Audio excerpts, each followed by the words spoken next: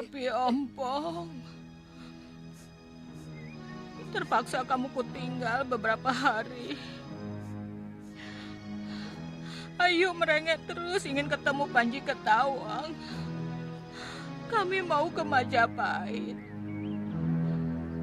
Kamu jangan sedih ya. Aku akan selalu setia padamu.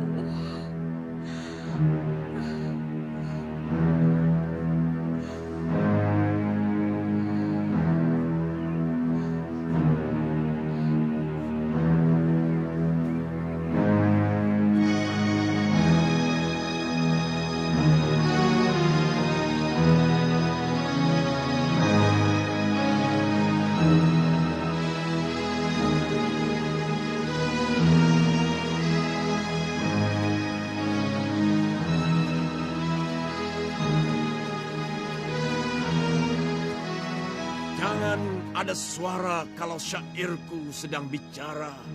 Karena suaraku ingin memutar balik cakra dunia. Kenapa orang bijak bicara dengan jumawa? Tidak ada yang abadi di jagat raya ini kecuali ketidakabadian itu sendiri. Padahal duka hidupku abadi. Luka hatiku abadi. Pagi mengusir malam, siang menghardik embun, dan malam menelan matahari juga abadi.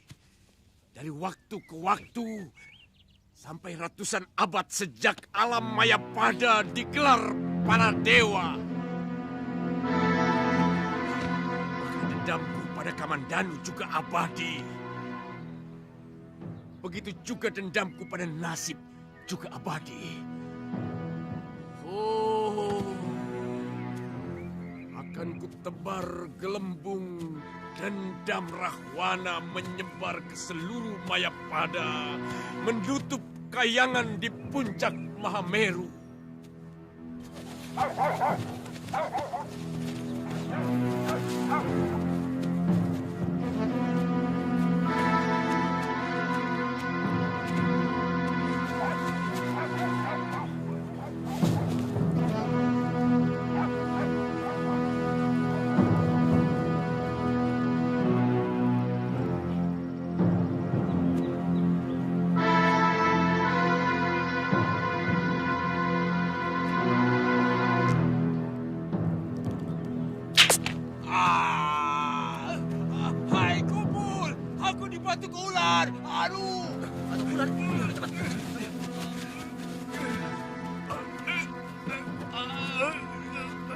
Wah, ular sendok.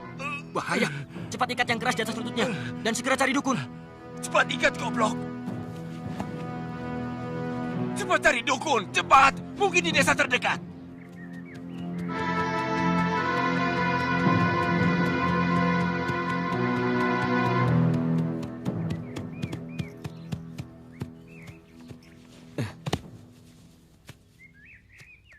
Maaf Kisanak, saya prajurit Majapahit. Mau tanya, di mana rumah kepala desa? Saya kepala desa di sini, Tuan. Ada perlu apa? Oh, kebetulan. Begini, Ki. Seorang rakyat menteri kami dipatok ular sendok waktu berburu dekat sini. Apa di sini ada dukun? Di sini tidak ada, Tuan. Rake Pemintihan itu desa mana ya? Ki Bekel, tadi kalau tidak salah murid Tabib Wongjin dipanggil Nyai Suntri untuk mengobati anaknya. Mungkin masih di sana.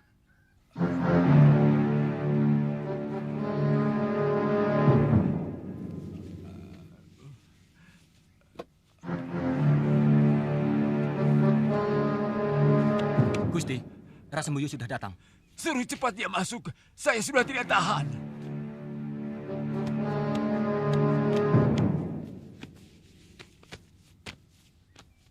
Itu dukunnya.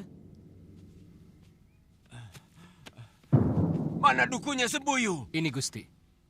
Kubunuh kamu, Sembuyu. Saya suruh kamu mencari dukun, bukan anak ingusan seperti itu. Kamu mau saya mati. Saya melihat sendiri, dia menyembuhkan anak kecil yang menderita sakit panas dingin. Kalau tidak diperlukan, saya mau pulang. Nanti dulu. Apakah kamu bisa mengobati? Saya baru saja dipatok ular sendok.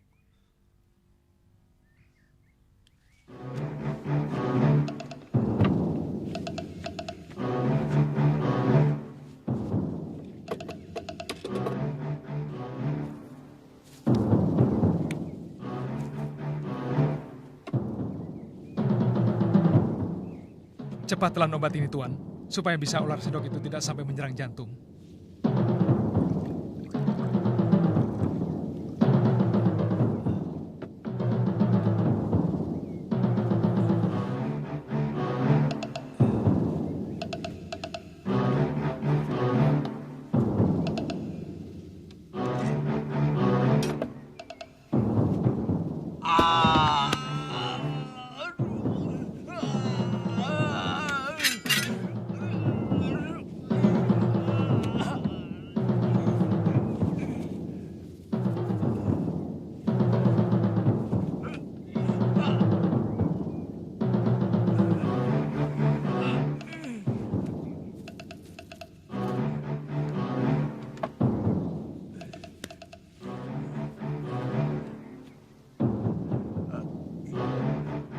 Saya membutuhkan pembalut karena saya tidak bawa.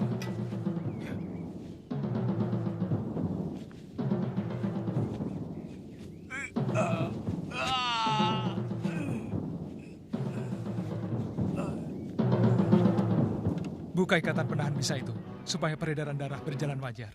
Bagaimana kalau racunnya mengalir ke jantung? Maaf, Tuan. Dalam urusan ini saya sedikit lebih mengerti dari Tuan. Obat yang saya taburkan pada luka itu akan ikut mengalir dalam darah. Sehingga darah yang tercemar oleh bisa ular akan bersih kembali. Lakukan perintahnya.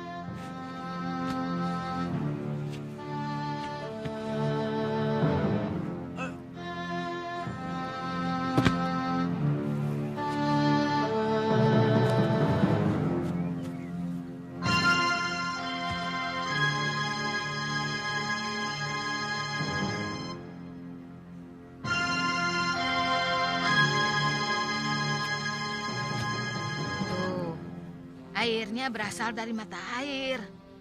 Kita tidak usah masak air, karena airnya bersih, Ayu.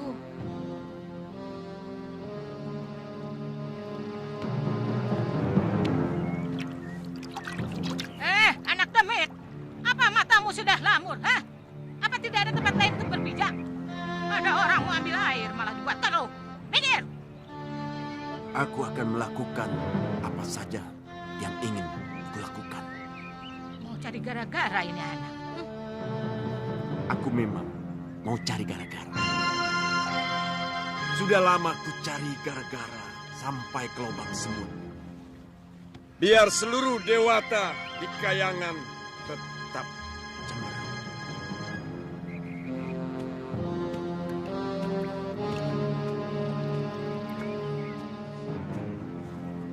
Terima kasih anak muda. Siapa namamu? Ratanja. Kamu telah menyelamatkan seorang pembesar Majapahit. Aku berhutang budi kepadamu. Tapi Tuan masih harus minum obat selama 3 hari.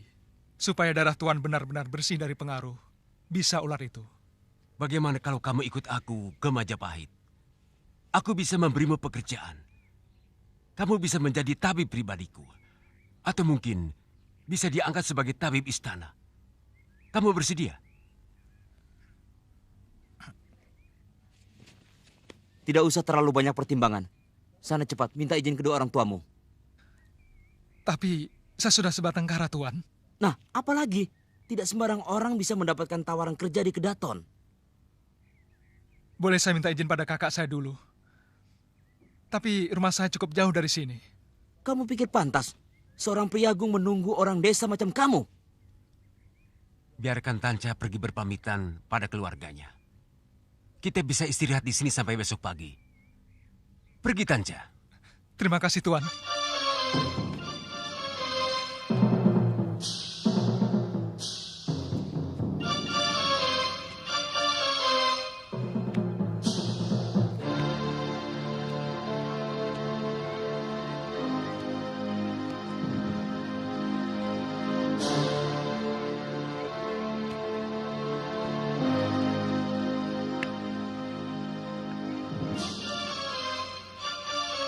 kematian adalah kidung indah kehidupan. Mayapada akan melumuri wajahmu dengan darah. Kematian dalam nafasku. Kematian di setiap langkahku. Ngajar. Kamu sengaja mencari gara-gara, anak geblek. Jangan salahkan Raga Runting kalau akan menghukummu. Siapapun namamu, aku tidak pernah peduli. Akan kubuktikan bahwa pendekar syair berdarah akan menguasai seluruh jagat persilatan. Ayo, di sana. Ayo, sana. Dia!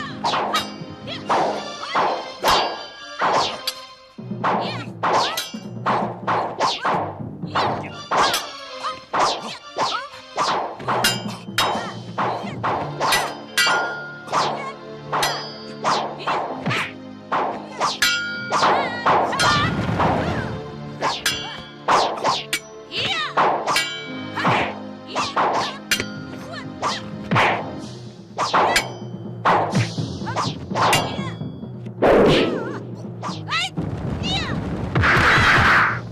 Hajar Biung! Terus Biung! Kata membuat mantra.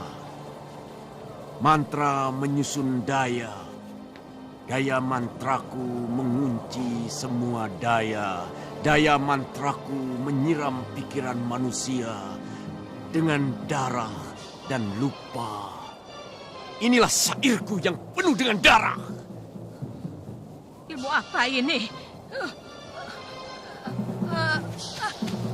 Biung!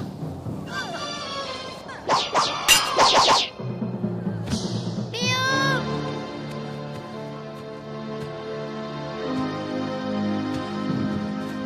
Biung!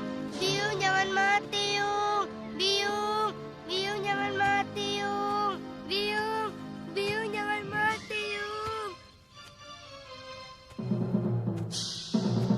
Kenapa Paman membunuh biung saya?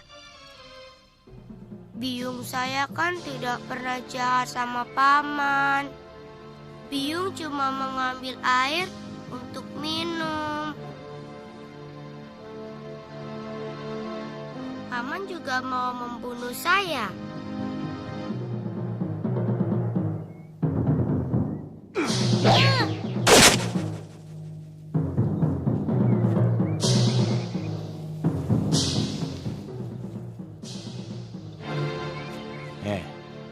Ular itu yang hampir saja membunuhmu. Aku tidak percaya orang tua ini biungmu. Paling tidak dia nenekmu. Jangan takut, nenekmu tidak mati. Baru kali ini aku mengampuni orang yang berani melawanku.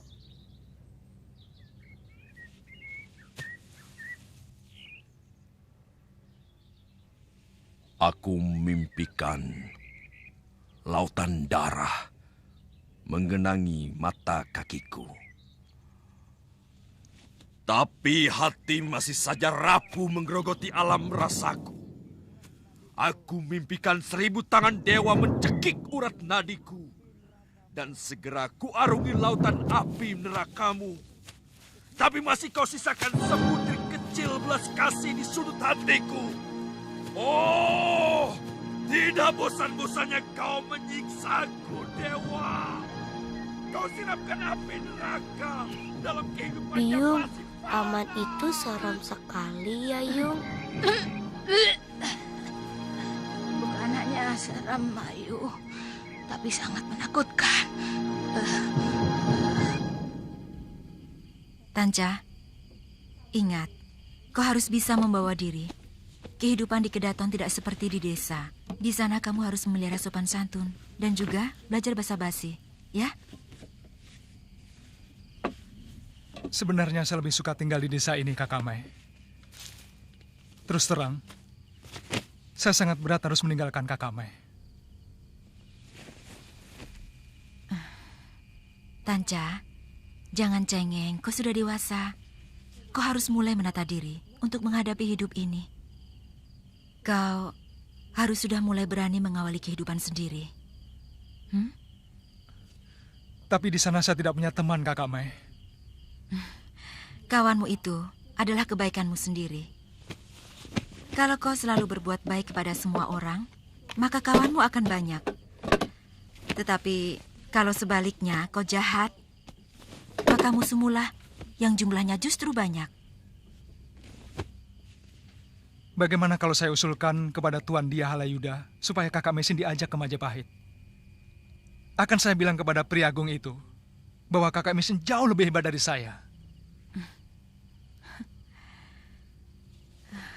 Lalu siapa yang mengobati orang-orang desa di sekitar sini? Mereka lebih memerlukan pertolongan karena kebanyakan orang kurang mampu. Sementara di Kutaraja, saya yakin banyak sekali tabib yang mencari nafkah dengan mengobati orang.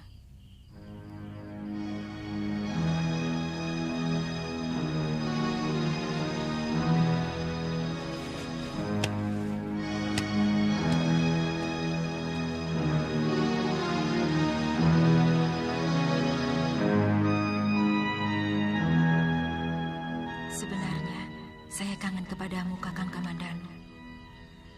Saya dengar Kakang sudah enak di sana. Tapi saya takut mengganggu kebahagiaanmu dengan Sakawuni. Saya tahu Lengan Seribu juga sangat mencintaimu. Tancah, ada apa? Kakak Mai punya kenalan di Majapahit. Kan tadi kakak sudah bilang, kau akan punya banyak kenalan kalau kau selalu berbuat baik. Tapi kalau kau mendapat kesulitan, kau boleh mencari orang yang bernama Arya Kamandanu di sana. Mungkin dia sudah menjadi orang penting. Kakak Mai kenal dia? Dia pasti kenal saya.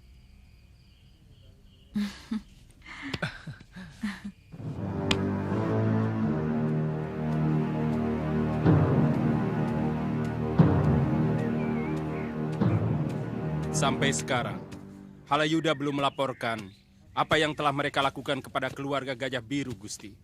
Saya dengar dari Empu Wahana, dia malah sedang berburu di hutan dekat Pasuruan. Mungkin dia salah menafsirkan sabdaku. Tentang penghukuman kepada kerabat Paman Gajah Biru yang katanya mau membunuhnya itu sebagai hak mutlak tanpa memberitahukan pada saya. Ada orang dalam kepatihan yang melihat Kamandanu dan Sakawuni kemarin sore sudah pulang, Gusti. Mungkin hari ini dia Halayuda juga akan datang. Kalau begitu, perintahkan semuanya menghadap saya di balai persemuan, termasuk Kamandanu dan Sakawuni. Baik, Gusti.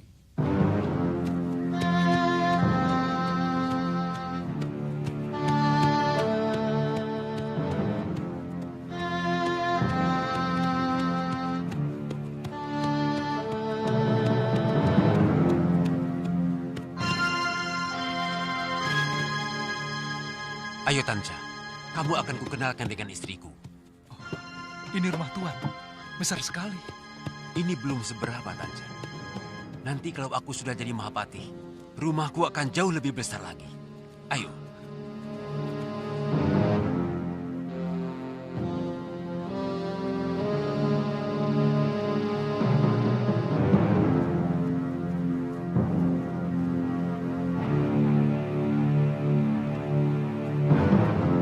Desa ini seperti ketakutan. Sebenarnya ada apa ke sana? Bukan takut, tapi waspada. Iya, ada apa? Nyai orang mana? Orang Gunung Melirang. Mau kemana? Malah kamu yang tanya. Pertanyaan saya belum kamu jawab. Ditanya baik-baik kok marah.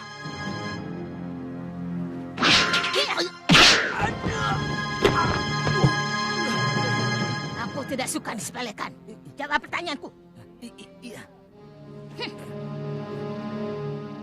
Begini, tadi malam ada pendekar gila. Dia membunuh 3 orang penduduk desa Hanyiru ini. Makanya seluruh penduduk waspada kepada orang asing. Kamu bilang pendekar gila? Iya. Ada yang lihat pakaiannya dekil dan bau. Dia suka melantunkan syair. Nini pernah menjumpai pendekar gila itu. Pendekar syair berdarah. Dia manusia kejam yang pernah aku jumpai. Hati-hati. Sebaiknya jangan berurusan dengan orang itu. Ya. Biung takut pada paman jahat itu. Tidak. Yang Biung takutkan kalau sampai anak cantik ini tidak punya Biung lagi. Lalu kita pulang ke Randuwadon lagi. Betul. Kalau Biung sudah sehat, kita pergi ke Majapahit. Setuju?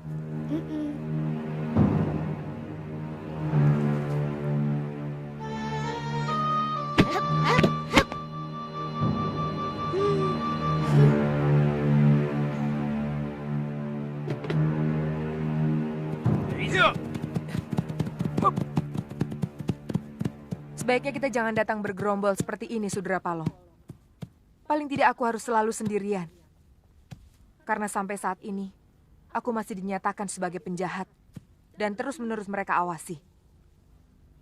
Aku takut kalian bisa ikut dicurigai. Padahal kita masih memerlukan gerak yang leluasa. Bagaimana tempo hari ini bisa menyelamatkan diri, sementara Kakang Tong Bajil tewas?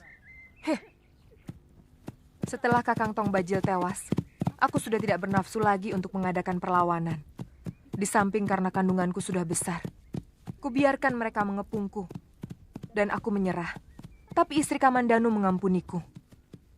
Mungkin sebagai sesama wanita, dia kasihan melihat keadaanku.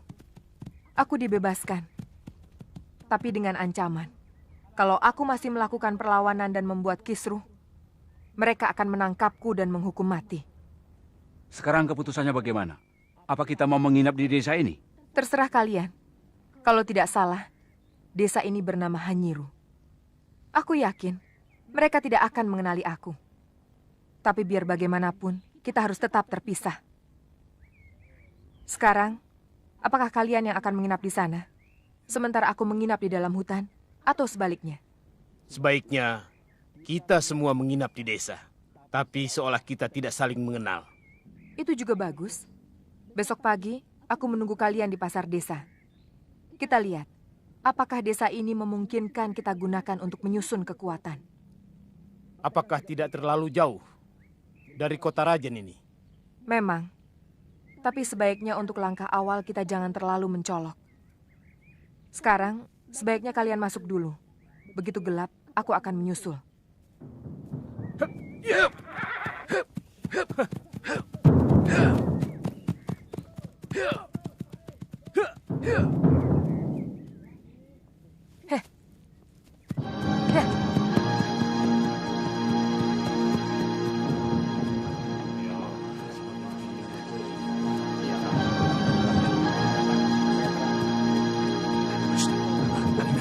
Jangan-jangan anak buah pendekar syair berdarah. Tangkap saja sudah. Jangan ngawur. Kita tidak bisa menangkap orang sembarangan. Tapi pendekar syair berdarah itu sendirian. Iya, selalu sendirian orangnya, Kang. Tidak pernah datang berduaan.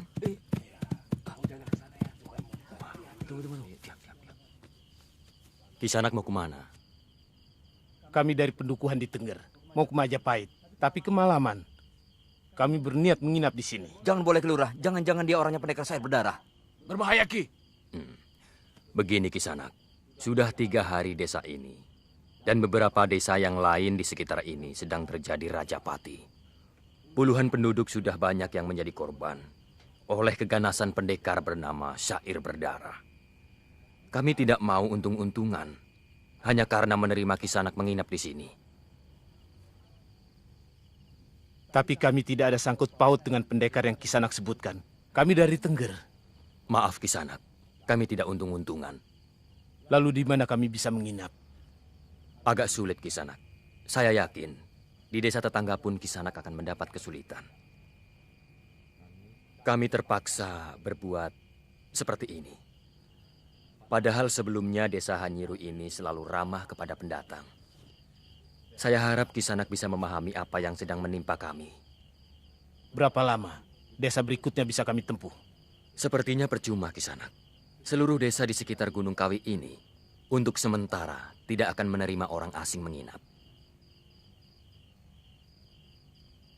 Terima kasih, Ki. Ayo, Jelung. Ayo.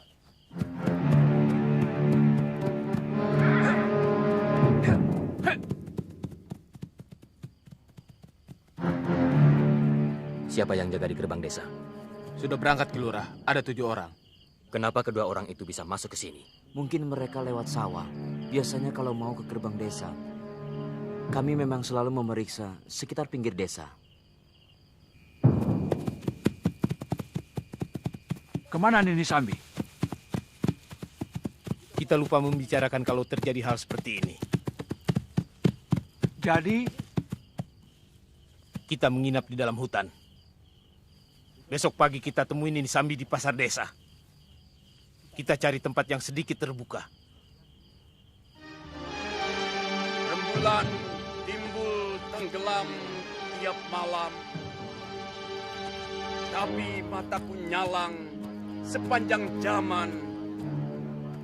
Karena sekejap lelap adalah datangnya mimpi busuk yang mendera jiwaku.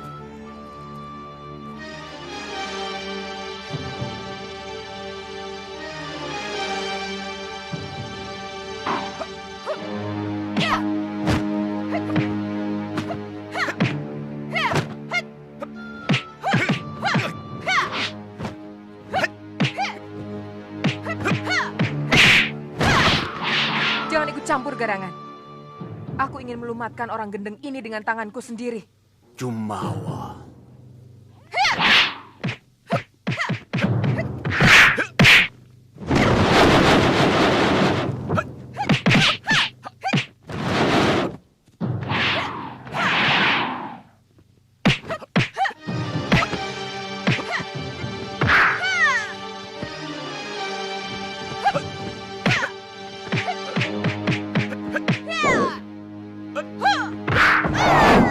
Kata membuat mantra. Mantra menyusun daya. Daya mantraku mengunci semua daya. Daya mantraku menyiram pikiran manusia dengan darah dan lupa.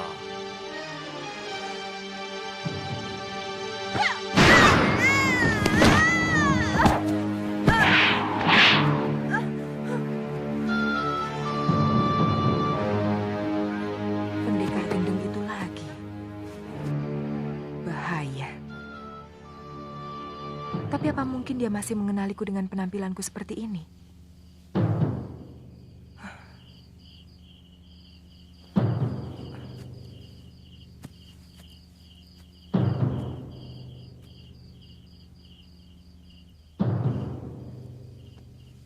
Kalau aku mampu mempengaruhi pendekar gendeng itu, pasti Kamandanu dengan mudah bisa disingkirkan. Kidungnya memiliki daya lumpuh yang sangat hebat.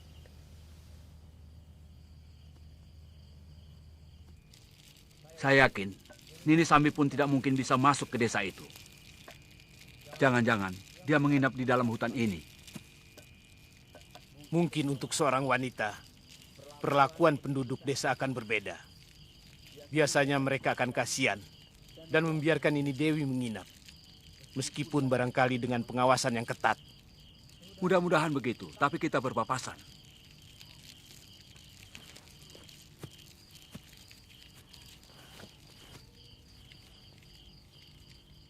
Sebenarnya saya ingin segera bisa melihat kota Raja Majapahit. Kabarnya istana Sang Prabu sangat besar dan indah. Dan rakyatnya hidup sangat makmur. Aku juga ingin ke Majapahit. Oh, ternyata ada orang di sini. Maaf, dari tadi saya tidak melihat Kisanak. Silakan bergabung dengan kami. Di sini lebih hangat. Kisanak pasti bukan penduduk desa itu. Makanya tidak diperbolehkan masuk. Aku bisa kalau aku mau. Tetapi malam ini aku sedang malas diganggu. Kalian pendekar.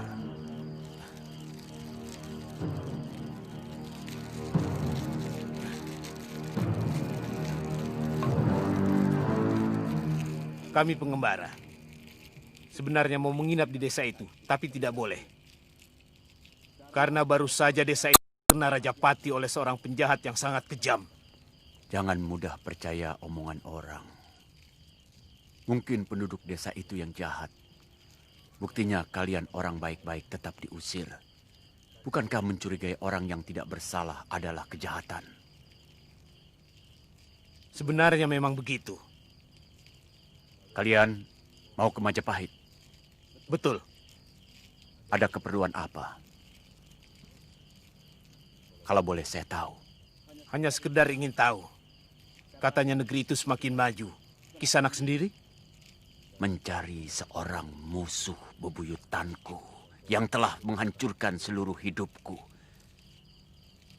Namanya Arya Kamandanu. Kelihatannya kita memiliki tujuan yang sama. Kalian juga mencari Arya Kamandanu? Iya. Dia telah membunuh kakak seperguruan kami. Dan kami berkewajiban untuk membalas.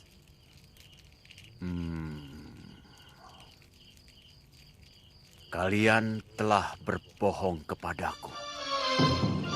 Ternyata kalian bukan sekedar pengembara. Aku tidak suka ditipu. Sepanjang pengembaraanku sudah puluhan orang yang kubunuh karena berani membohongiku. Kalian harus melawanku. Kalau kami menolak, tidak ada yang mampu menolak kata-kataku. Siapa kamu sebenarnya? Aku, anak haram kegelapan. Pendekar sayur berdarah. Dia Rajapati itu. Hati-hati, dendam. Dia bukan orang sembarangan. Yang mendekam dalam rahim kenistaan berlaksa warsa.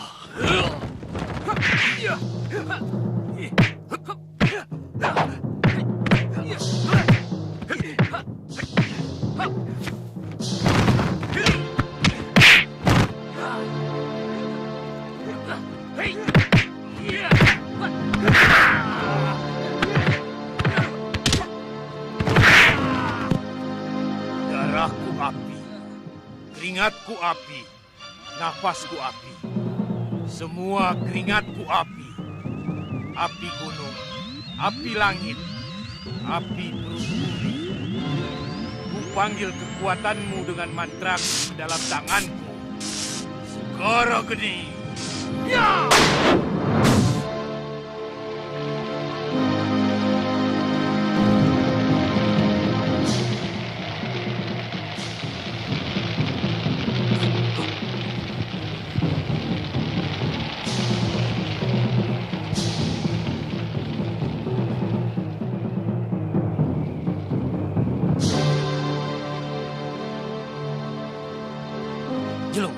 Kita serang bersama. Ya, mari. Kata membuat mantra. Mantra Keringatku api. daya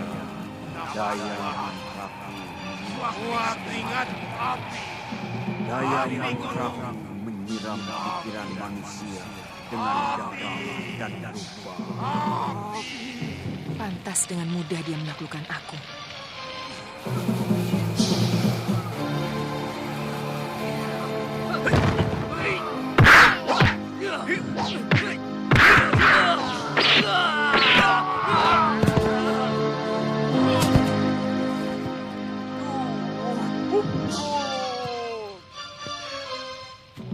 Tidak bosan-bosannya kau menyiksaku, Dewa. Kau beberkan dosa-dosaku. Setiap mataku terpejam. Kau siksa batinku. Setiap mataku terbuka. Kau siramkan api neraka dalam kehidupan yang masih fana. Inikah siksa dunia yang kau timpakan kepadaku?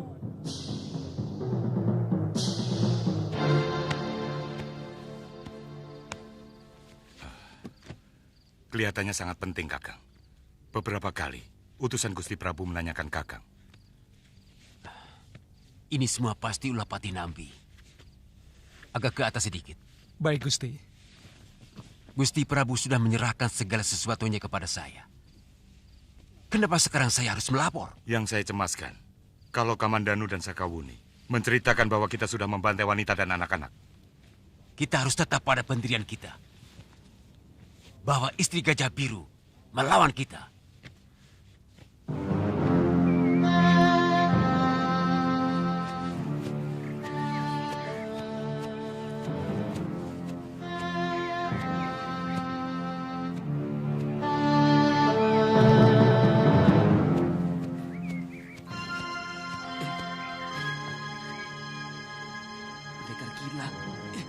Tolong! Pendekar saya berdarah! Tolong! Tolong!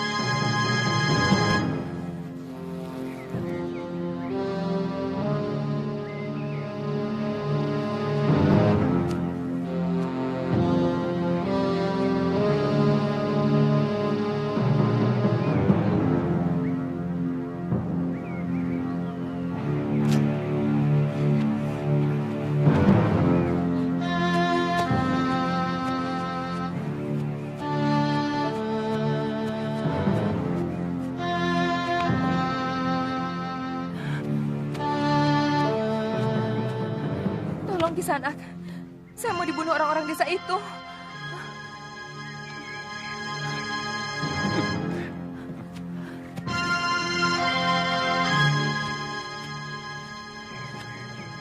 Saya disangka pendekar syair berdarah, Kisanak. Tidak mungkin. Aku tidak pernah sembunyi-sembunyi dalam membunuh orang. Secara gamblang aku membunuh orang yang berani menghinaku. Tapi, ternyata Tuanlah pendekar syair berdarah itu. Melihat sikap penduduk yang kasar dan penuh curiga seperti itu, saya bisa mengerti tindakan Tuan kepada mereka. Tidak usah berpura-pura kepadaku, Dewi Sambi. Aku sudah kenal siapa kamu. Bahkan kamu pernah kulumpuhkan beberapa waktu yang lalu. Iya, saya baru ingat. Kenapa Tuan tidak membunuhku waktu itu? Aku tidak ada urusan denganmu. Dan kulihat kamu dengan kekasihmu memusi orang yang paling kubenci di dunia ini. Kamandanu. Sebenarnya dia ingin kuhabisi waktu itu. Sayang, dia dalam keadaan pingsan oleh pukulan segoro geni dari Tong Bajil kekasihmu. Kenapa tidak Tuan lakukan waktu itu? Tuan lebih leluasa untuk membunuhnya. Dia tidak akan merasakan apa-apa. Sementara penderitaan yang dia tumpahkan kepada diriku sangat menyakitkan. Hampir separuh hidupku. Kedengarannya dendam Tuan kepada Kamandanu begitu besar. Mungkin sebesar itu pula dendam saya kepadanya. Dia telah membunuh kekasih saya beberapa pekan sesudah kejadian itu. Jangan coba-coba kau menyentuh dia, Sambi. Bahkan Dewata pun akan kulawan kalau dia berani menyentuhnya. Akulah yang berhak membunuh jahanam itu. Izinkanlah saya ikut menyaksikan pendekar Jumawa itu tewas di tangan Tuan. Saya cukup puas, walaupun hanya menyaksikan kematiannya.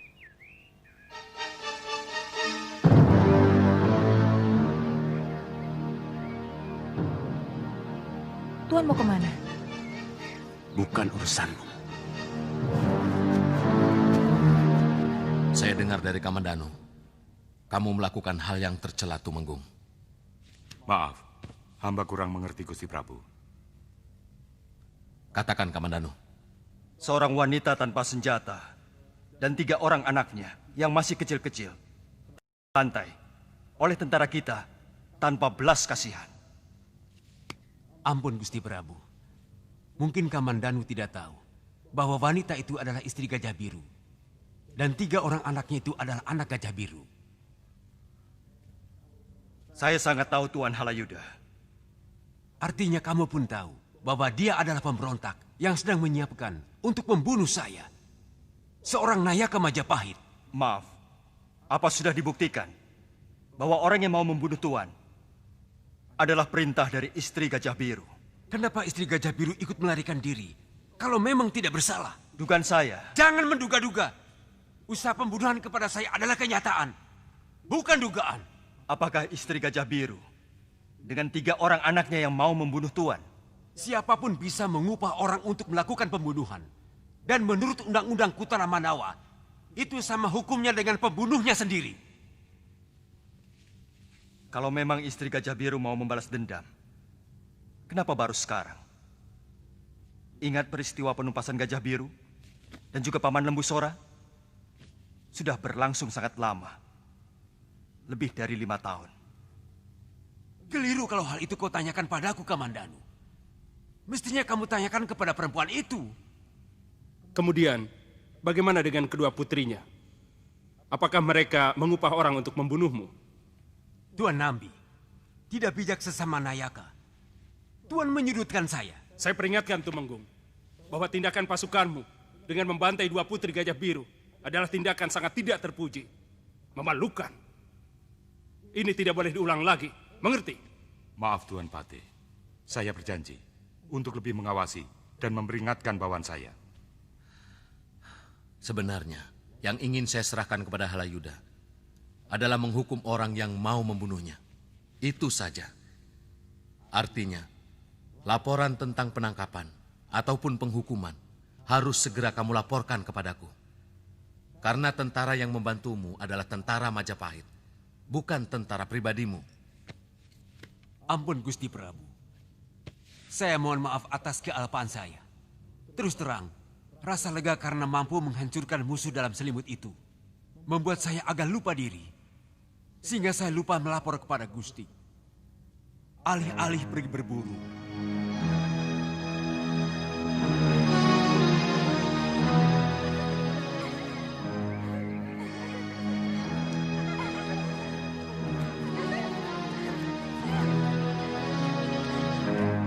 Kanca, itu yang perempuan sama anak laki-laki itu putra-putri Gusti Prabu.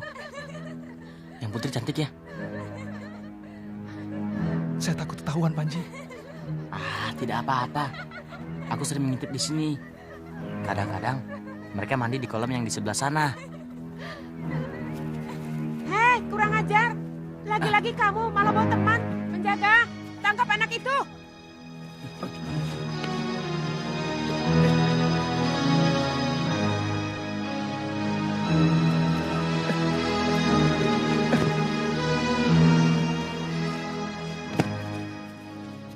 Kamu lagi, Panji. Yang satu ini siapa? Ini Ratanca. Biar masih muda begini, tapi dia tabib hebat. Dia tabib pribadi Gusti Halayuda. Kali ini saya tidak bisa mengampuni kamu. Kamu harus dilaporkan kepada Gusti Rakyat Demung. Berapa kali Paman sudah bilang, masuk daerah keputraan itu dilarang. Hukumannya sangat berat, Panji. Sangat berat. Kalau kamu orang dewasa, pasti sudah dihukum pancung. Ada apa sebenarnya? Sepertinya kamu sengaja mau mempermalukan dan merusak nama pamanmu sendiri. Kamu tahu akibat perbuatanmu. Sudah beberapa kali paman ditegur oleh Gusti Patih. Bahkan oleh Gusti Prabu sendiri.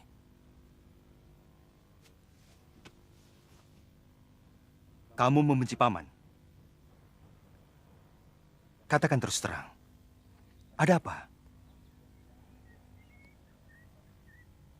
Maafkan Panji, Paman. Sebenarnya, Panji hanya ingin melihat putra-putri Gusti Prabu. Pakaiannya bagus-bagus. Kenapa? Kamu ingin mempunyai pakaian seperti mereka? Semua kawan Panji pakaiannya bagus-bagus. Putri Gusti Rangga, Putra Empu Wahana. Kenapa Paman tidak mampu membelikan Panji seperti mereka? Padahal jabatan Paman juga tinggi. Panji, pamanmu tidak suka kalau kamu mempunyai pikiran seperti itu. Itu namanya dengki. Iri hati. Apa tidak boleh Panji mempunyai keinginan? Panji, orang yang baik hanya menginginkan sesuatu yang sesuai dengan kemampuannya. Kamu pasti masih ingat cerita katak yang ingin menjadi lembu? Dia menggelembungkan badannya terus dan terus, hingga akhirnya tubuhnya pecah. Karena suratan seekor katak sudah ditentukan Dewata. Besar badannya tidak lebih dari genggaman orang. Maafkan Panji, Paman.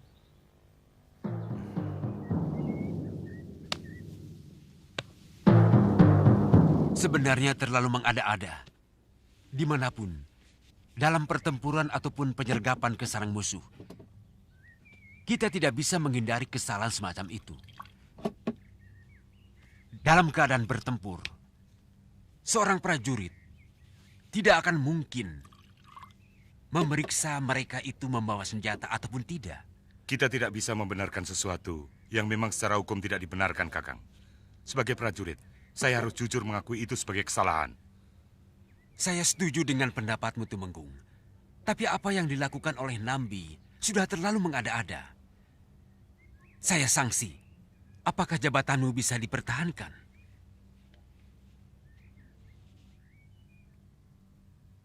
Apapun keputusan dari Patih Nambi, akan saya terima dengan tulus. Selagi itu merupakan keputusan Gusti Prabu. Saya tidak akan membiarkan kedengkian merajalela di Majapahit. Saya akan membelamu mati-matian, Tumenggung. Saya sangat tahu kesetiaanmu pada negara.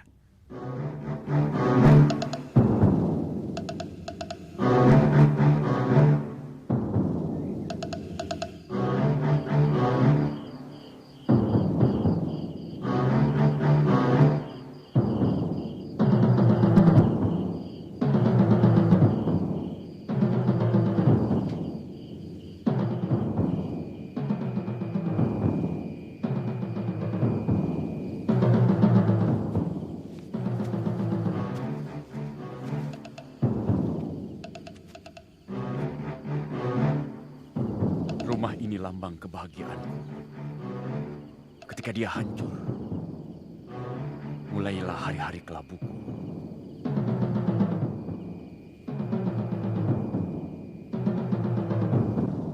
Kau Dwipangga, kau benar-benar bukan anakku. Kau anak setan.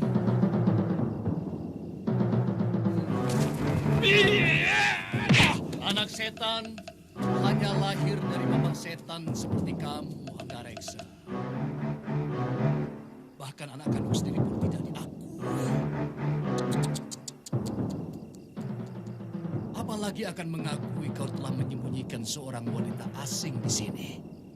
Tapi, aku akan mencarinya di rumahmu sampai ketemu, Hanggareksa. Dia sudah dibawa oleh anakku, Kamandanu, yang sudah mengawininya. Mana ada seorang laki-laki yang mau menyerahkan istrinya? Aku kira Tuan salah alamat. Lihat! Sekarang orang tua busuk ini mau menyeret anaknya yang satu lagi ke dalam lumpur. Dia selalu mencari keselamatannya sendiri. Apa yang kau cari, orang tua? Cukup! Anak durhaka! Minggir! Serang!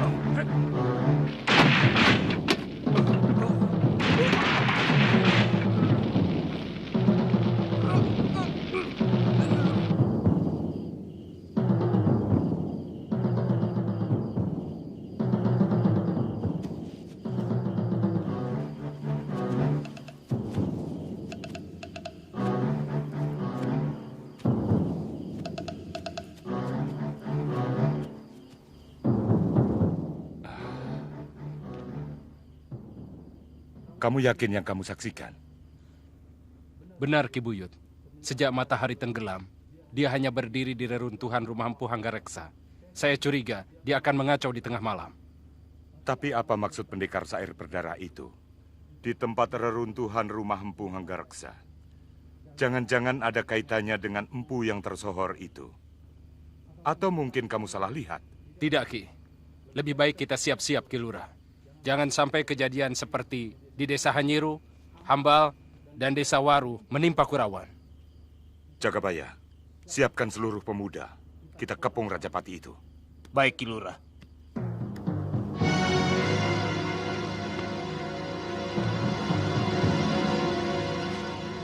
Kau tahu arti sebuah dendam, Sambi? Dendam adalah tungku api yang selalu menyala di dada kita. Meski tidak tampak dari luar, tapi dia selalu memanaskan pikiran dan rasa kita, kemanapun kaki kita melangkah. Di dalam tidur dia memanaskan mimpi. Bila terjaga, dia memanaskan hati. Membuat hidup kita menjadi gelisah dan resah. Seorang yang dikendalikan dendam membutuhkan telaga dengan air yang melimpah ruah untuk memadamkannya, meski belum tentu bisa menghilangkannya. Aku setuju dengan pendapatmu. Dendam adalah api neraka yang menyala di hati dan pikiran kita.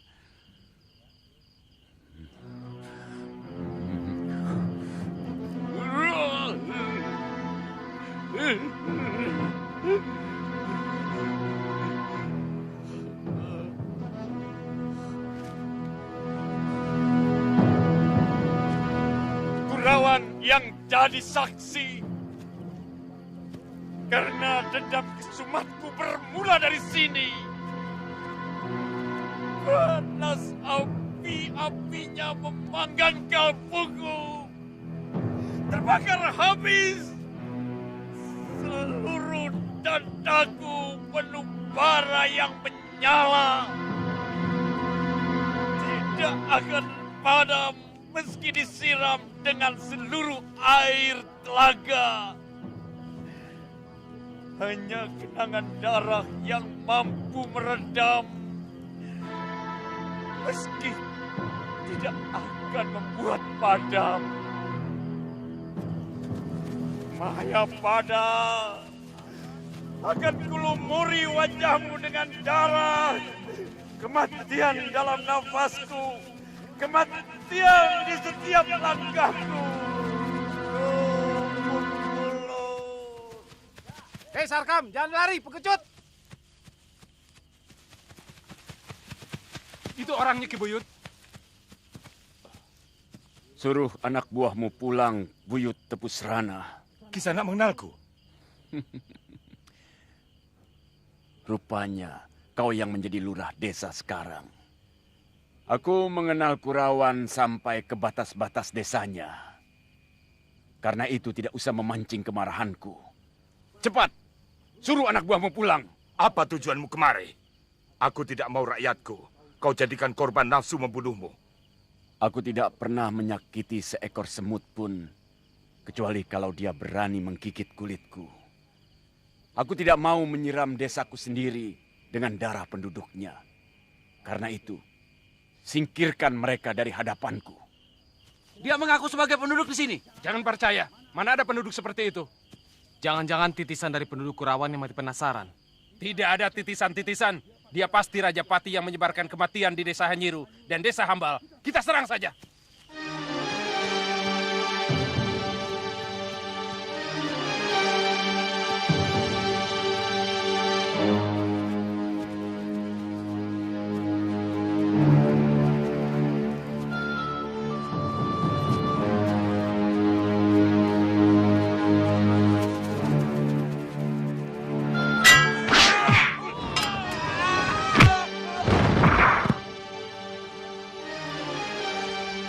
Aku tidak bertanggung jawab kalau rakyatmu akan mati semua, Ki Buyut. Kuperingatkan sekali lagi, kalian bukan tandinganku. Bahkan para wasu pun tidak akan mungkin bisa menandingi kesaktianku. Kelihatannya dia tidak main-main, Jagabaya. Suruh anak-anak kembali ke balai desa. Baik, Ki. Dan lagi dia belum pernah mengganggu desa kita. Ayo, kita balik ke balai desa. Berkacalah pada air telaga. Dia lebih jujur dari hati kita. Jangan coba menggapai bintang kalau tubuh setinggi pinggang. Jangan merasa harimau kalau bayang-bayang hanya kambing hutan. Air telaga tidak pernah dusta.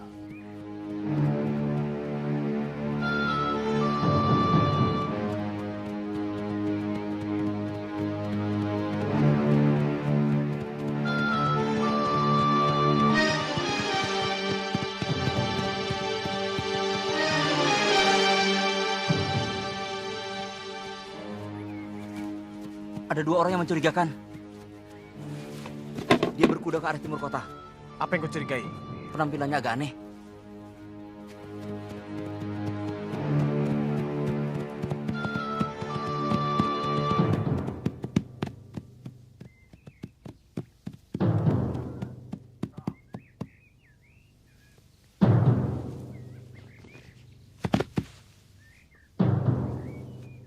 Kita cari orang untuk menyampaikan suratku pada Kamandanu.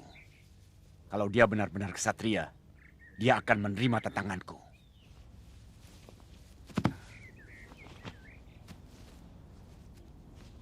Kita perlu menanyakan rumahnya pada seseorang. Itu orangnya.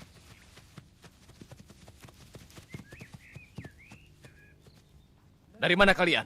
Dan apa tujuannya datang ke kota raja?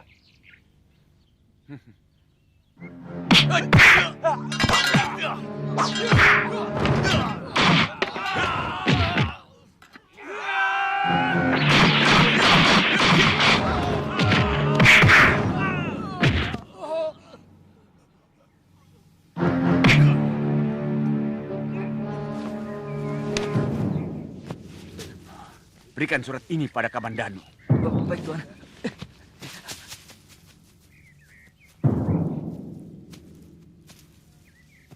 Kita lihat. Apa Kamandanu berani menjawab tantanganku? Kenapa surat itu tidak segera kamu sampaikan? Bagaimana kalau isinya sangat membahayakan Gusti Arya? Saya takut dan terus terang kami malu karena begitu mudah dikalahkan oleh kedua pendekar itu. Bodoh!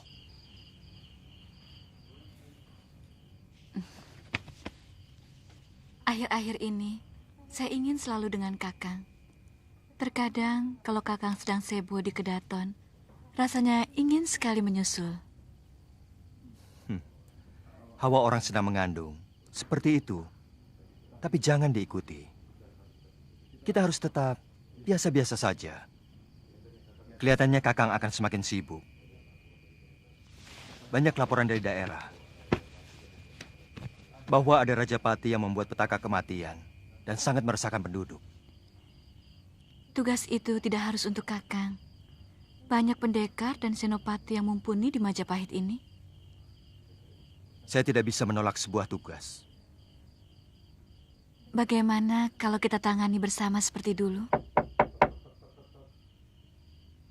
Siapa? Maaf, Gusti Arya.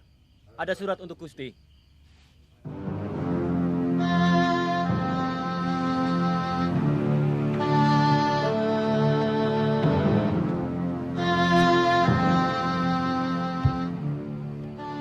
Ada apa?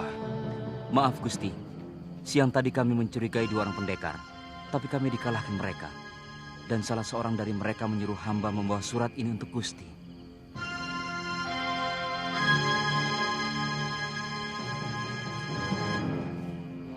Kamandanu, kalau kamu benar-benar seorang ksatria, jawab tantanganku. Kutunggu kamu di desa Rambut Carat dekat Bukit Karang.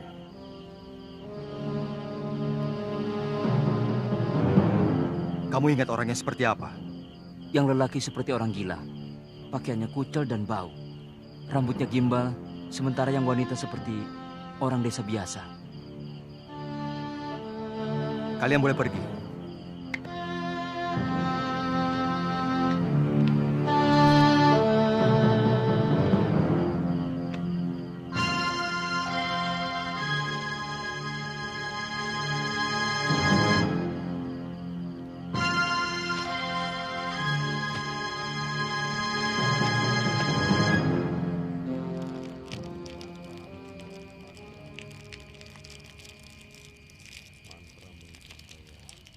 Kata membuat mantra. Mantra menyusun daya. Daya mantraku memanggil demit. Semua demit. Bawa musuh abadiku datang bersama Ambun. Akan kulumuri tubuhnya dengan darah yang kutoreh. Dengan sepasang pedangku.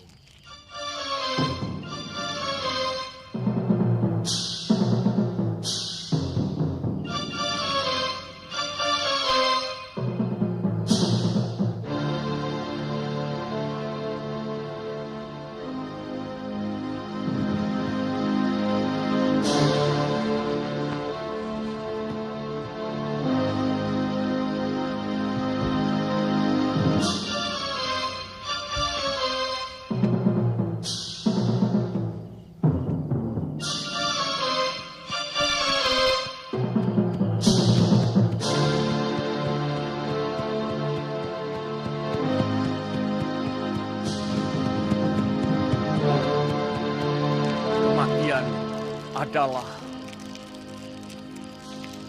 hidung indah dalam hidupku.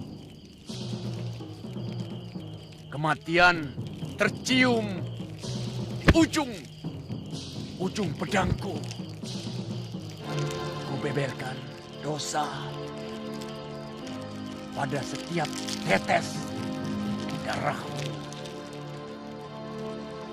Sembari kusiramkan api neraka ke sekujur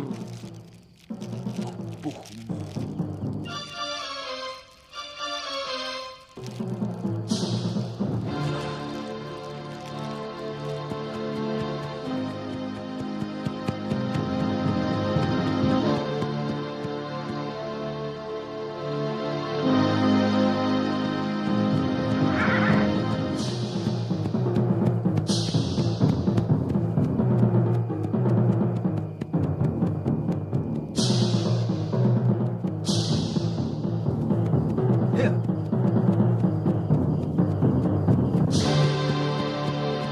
Aku Arya Kamandanu.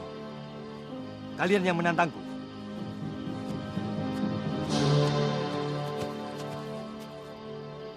Ternyata kamu memang punya cukup nyali.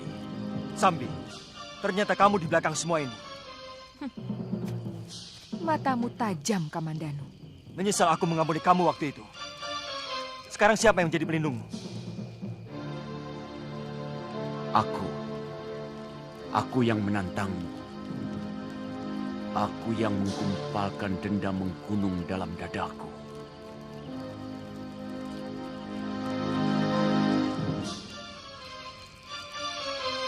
Padamu. Apa kesalahanku sampai Kisanak menaruh dendam? Siapa sebenarnya Kisanak?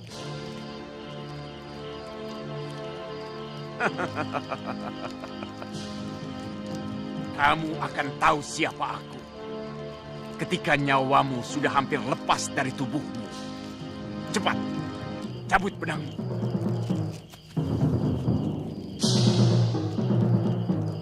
Tuan sudah mendengar tantangannya, bukan? Atau Tuan kaget karena masih ada yang berani menantang Tuan?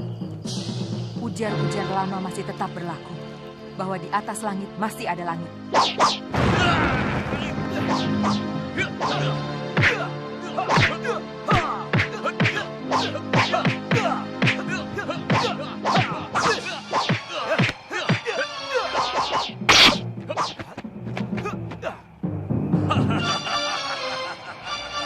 Kaget?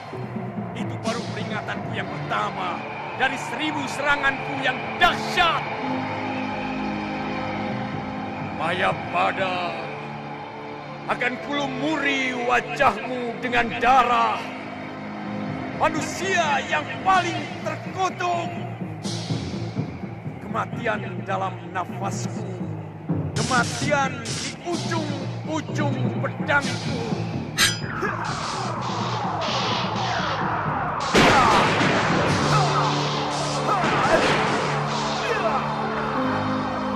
Kata membuat membuat mantra. Mantra menyusun daya. Daya mantraku menguji semua daya. Daya mantraku menyiram pikiran manusia.